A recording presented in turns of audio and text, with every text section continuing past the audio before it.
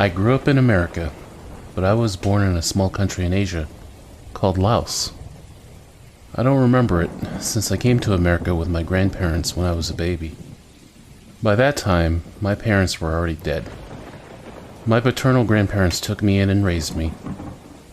It wasn't so bad. My grandfather was wise and kind, and he taught me everything I needed to know to be a good man. And my grandmother was a sweet woman who was always there to comfort me with a plate of delicious food or a sweet smile. I miss them both very much. I'm a middle-aged man now, with a wife and kids of my own. My grandparents have been dead for many years. Grandmother died when I was still in college. Grandfather loved her very much. It was the only time I ever saw that hard man cry. We went through that entire funeral, and Grandfather was as stoic as ever. But on the morning of the burial, he placed one leathery hand on her casket, and he sobbed like a child. It was a heartbreaking thing to see. Grandfather lived with me for another 12 years or so before he finally got sick. He knew he wasn't going to make it. Just days before his death, he told me how my parents died. I was actually very surprised. I asked the question many times before, but Grandfather always refused to tell me. After Grandmother died, I just stopped asking altogether. In fact, I hadn't even thought about it in probably, 15 years at least. But in that moment, right at the end, Grandfather said that it was time. He said that I deserved to know, and this is what he told me before he closed his eyes forever. Back in Laos, families usually lived in small villages in the mountainous jungles. Every few miles or so, you might find a village made up of small hut homes that were crafted from bamboo. The villages could be as small as just a handful of homes, or as many as several dozen homes. Muddy red clay roads and trails usually connected the villages. And everywhere, all around these villages, were vast jungles, teeming with vegetation, various animal life, and other things that were far more dangerous than any animal you could ever encounter. In those days, my grandfather lived in a larger village. Grandfather was a highly respected village elder. Life in the village was good, and it was simple, yet it was tough. If you didn't work, you didn't eat. The only way to ensure that you and your family had enough rice to last the entire year was to work hard and grow your own food. In order to do that, you needed to stake out your claim to a fertile patch of land that would produce year after year after year. Then you and your family, usually consisting of your children, worked hard every single day. For this reason, it was beneficial to have many children. And if you could have many strong sons, you were especially blessed. My grandparents had several children. However, the first 5 children were girls. Of course, Grandfather loved my aunts, his daughters, very much. But in his heart, he truly wanted strong sons to carry on his name. One day, Grandfather said he decided to light incense and say a prayer to the ancestors. That night, Grandfather dreamed a strange dream. As he worked in his rice fields, a cat suddenly appeared on top of the water. In my culture, cats often symbolize malevolent or demonic spirits. The cat said to him that he heard Grandfather's prayer for his sons. The cat would grant his request, but in the end, only one wall of his home would remain. Grandfather had no idea what that meant at the time. Time passed, and Grandfather forgot the strange dream. A couple of months later, Grandmother became pregnant. They prayed fervently that the baby would be a boy. And to their absolute joy, when the baby was born, it was a healthy baby boy, my father. 1 year later, Grandmother gave birth to another baby boy. My father and his younger brother both grew up surrounded by doting parents and 5 protective older sisters.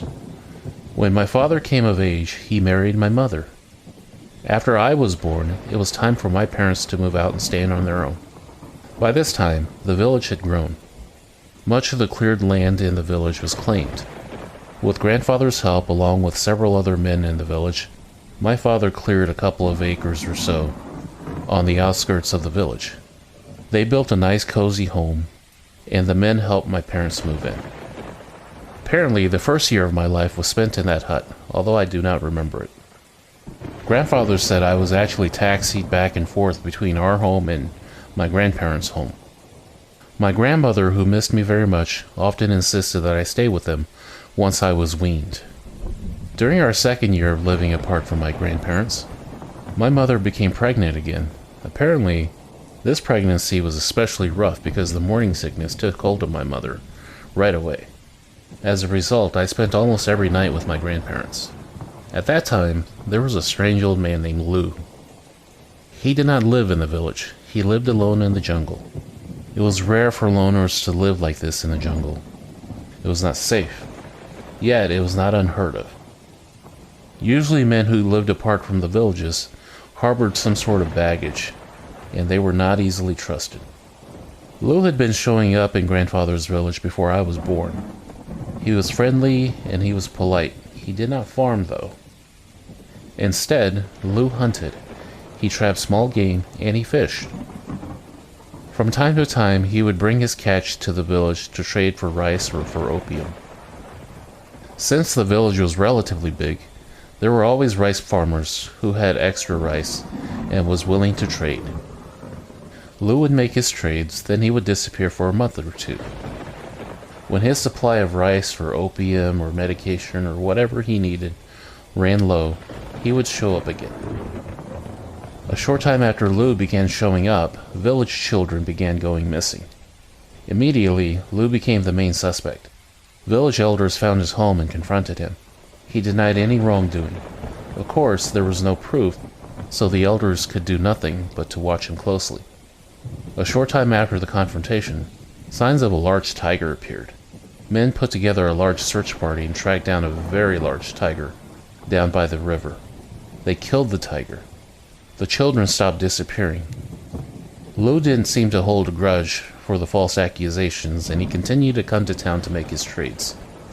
Grandfather said that before my father's own death, he told him the next part of this story. After my parents and I moved into our own home, Old Man Lou began visiting them. Since we were on the edge of the village, we were an easy first stop into the village or last stop out of the village.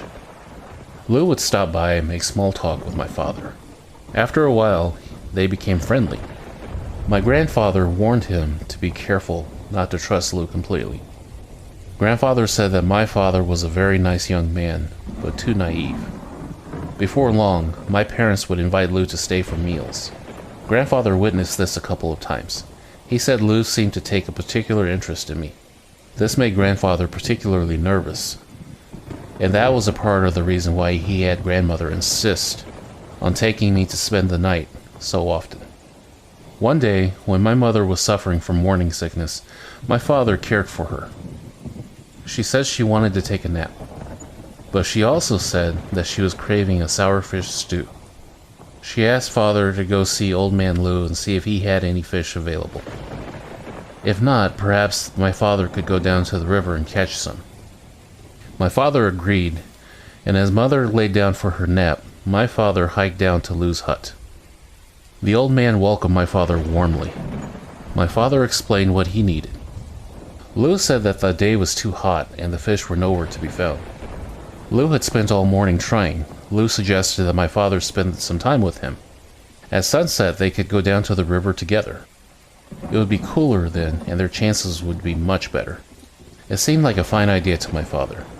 As my father and the old man sat together in his hut, they began to sip on rice wine, just to pass the time. Well, one glass led to another, and by the time sunset came, both men were drunk. Yet, my father still insisted on fishing.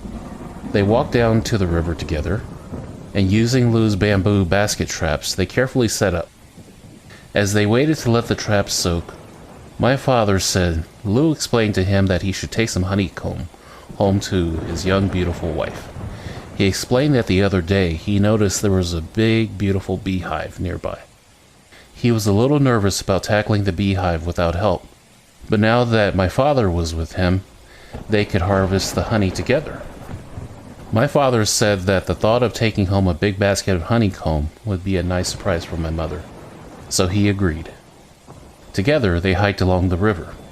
After a while, they came to a strange tree. It was short, but thick. Hanging from a branch was a massive beehive. Even from a distance, my father could hear the bees busily buzzing away. They stopped and gathered up some dried driftwood. They sparked up a small fire. Then they each bundled up a healthy handful of green leaves and branches. Soon each man had a smoke torch to calm the bees down while they harvested the sweet goodness within the hive. My father said that after the long hike, his drunkenness had receded to a strong buzz. Lou led the way. Without hesitation, the old man grabbed a large chunk of the beehive.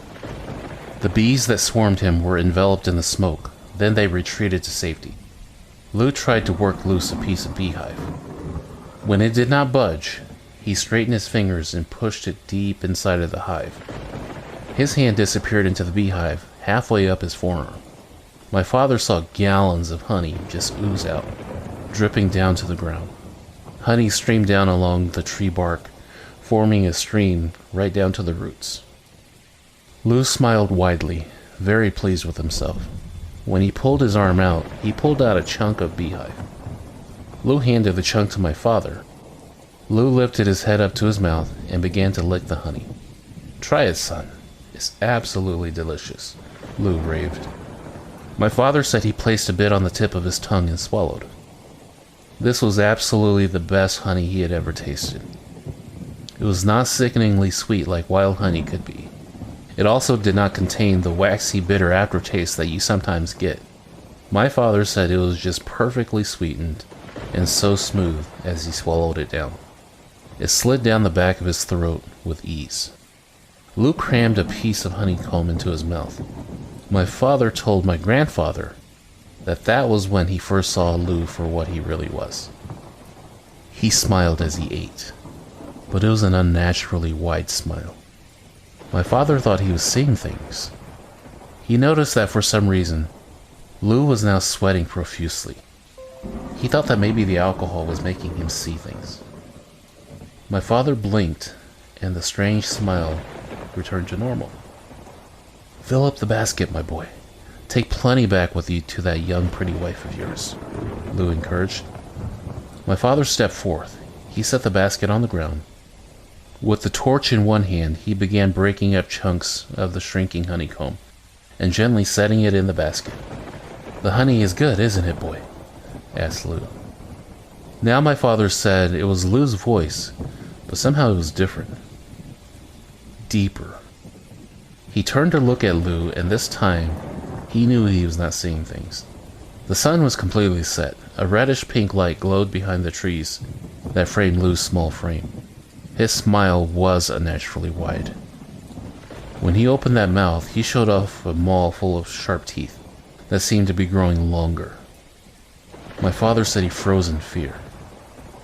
"There is nothing sweeter than this kind of honey, boy. The sweet nectar from a young, pretty thing, particularly one with child, is the secret to staying young. Did you know that?" My father said the words confused him at first. He took a half step backwards, stumbled, then waved his hand in front of him to regain his balance. That's when he saw that his right hand was bright red with blood. My father did not realize it, but his face and shirt was soaked in blood. The veil that had blinded him seemed to lift up, and he saw what it is he had been indulging on. When he looked at Lou, the grotesque old man was also covered in blood. My father shook his head and blinked several times. The river was gone. The trees were gone. Suddenly he was outside of his own home. "Goodbye, boy." And just like that, the old man Lou was gone. When my father came to his senses, he realized that he was home. "Oh no," he thought. "What have we done?" My father quickly turned and entered the small hut. To his horror, my mother's lifeless body sat against the corner of the big room. Her hands clutched at the bamboo thatching of the wall. The dirt under her feet were badly scuffed, and deep tracks which indicated her attempts to crawl away. She pressed her feet so hard into the ground that the skin on her heels had ripped right off, leaving the ground soaked in blood. The worst part was the massive gaping hole in her torso. Her shirt had been ripped open as if she were attacked by an animal. Then the thing just kept going until her stomach opened up. Her intestines were strewn about, and her internal organs had been crudely ripped apart. Father was too shocked to make any noise. He said he collapsed and just sat there, staring at my mother's lifeless body. When his senses came back to him, he unleashed a wail that vibrated through the entire village. Slowly, torches lit, and villagers came running towards the repeated wailing and screaming. When my grandfather arrived on the scene, some men had already restrained my father with rope. Yet he just sat there in a catatonic state. The following day, the village leader attempted to conduct an investigation, but my father was either unable or unwilling to speak. Later that day, my mother's family arrived. They demanded justice for my mother. All evidence suggested to my father going into a drunken fit of rage and killing my mother with his bare hands. And with that, my father unwilling to tell his story, the village leader had no choice. Despite my grandfather standing in the village, my father was sentenced to death by hanging. The day before he was to be hanged, my grandparents visited with him. Finally, my father explained what he remembered happening. In a desperate attempt to save his life, my grandfather pled with the village leader. A search party was sent to look for Old Man Lou, but there was no sign of him anywhere. Even the hut that he had lived in for years and years was gone. The land looked pristine, like no one had ever disturbed it at all. The sentence was carried out on my father. After this incident, my grandfather decided it was best to leave Laos. He had family that had already moved to America. Grandfather took us to Thailand, and from there we came to America. Like I said, I was just a baby, and I don't remember any of it. For the longest time, I wanted to know my parents' story. I wanted to know who they were. Now I wonder if I should have just left well enough alone. I don't even know if I believe it. I believe my grandfather, because he would never lie to me. But maybe my father was just crazy.